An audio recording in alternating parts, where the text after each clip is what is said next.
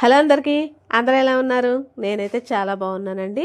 చూడండి, ఇది లైనింగ్ లేకుండా కాటన్ పీస్ అనమాట. స్టిచ్చింగ్ చేయాలి, 2x2 అంటాం కదా, అలాగే కలంకారీ పీస్ అనమాట ఇది. దీనికి క్రాస్ బెల్ట్ అనేది ఎలా తయారు చేయాలి, మీరు లోడింగ్ కాకుండా క్రాస్ బెల్ట్ ఓవర్లాక్ చేస్తున్నారు కదా, ఎలా స్టిచ్ చేస్తున్నారని ఒక సిస్టర్ అయితే నన్ను అడిగారండి. అలాగే మీరు కూడా చూస్తారని ఈ షార్ట్ అయితే షూట్ చేస్తున్నాను. చూడండి, ఇలాగా కొంచెం ఎక్కువ ఉండేలాగా మనం లైనింగ్ పీస్ అనేది చూసుకొని కట్ చేసుకొని, అంటే అది వేస్ట్ క్లాత్ మ్యాచింగ్ అంతవరకే ఉందనేసి నేను అలా తీస్తున్నానండి. లేదంటే 2 పొరలు తీసుకోవచ్చు మనం.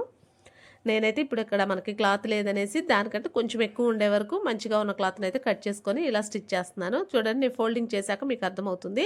ఫోల్డింగ్ తీసి చూస్తే మనకి లోపల ఇంకో పొర అనేది ఉంటుంది. మనకి కింద వైపు మందంగా ఉండి సపోర్ట్ చేస్తే చాలు కదా, అందుకని నేను ఇలాగా ఈ మిగిలిన క్లాత్తో అనేది క్రాస్ బెల్ట్లో యూజ్ చేస్తున్నాను ఫ్రెండ్స్.